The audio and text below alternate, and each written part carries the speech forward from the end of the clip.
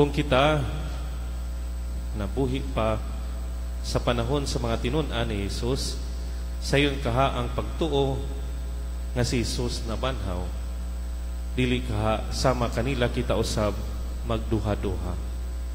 Diha sa atong ebanghelyo, si Jesus nagpakita sa iyang mga tinun-an aron sila mosalig nga siya na banhaw gayud. Lain-lain ang iyang pamaagi aron sila makumbinsi nga siya buhi sa ilang taliwala. Iyang gihimo ang mga pamaagi aron sila malig-on sa ilang pagtuo. Una, iyang gipakita kanila ang iyang mga samad, iyang gitanyag ang iyang mga kamot ug mga tiil nga naagian sa mga lansang. Ang iyang mga samad timaan nga siya tinuod gayud nga nabanhaw. Sa panaw sa kinabuhi, kita usab nahimong samaran. Makaamgon ta kita nga kung kita samaran, nasakitan, napakyas, nagkulang, gisalikway, giluiban o gisulayan, kita dili niya pasagdan. Ang iyang mga samad, pasalig nga siya, nakikiusa ka nato kung kita samaran. Tanawa ang Ginoo sa panahon nga kita nasamdan. Ikaduha, iyang gipadayag kanila nga siya ubos nga nanginahanglan. Gigutom siya ug nangayo ug pagkaon.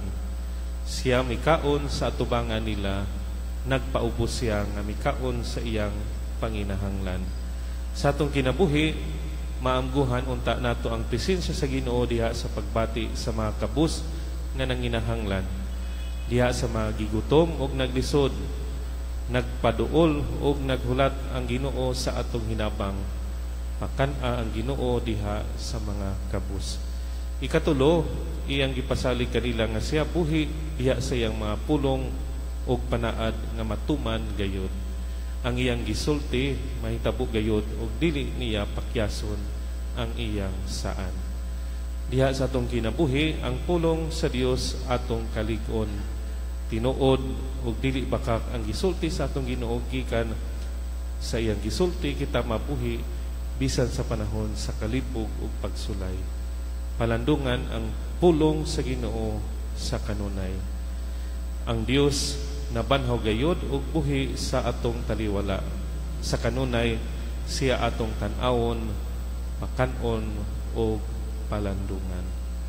Amen. Magambog kita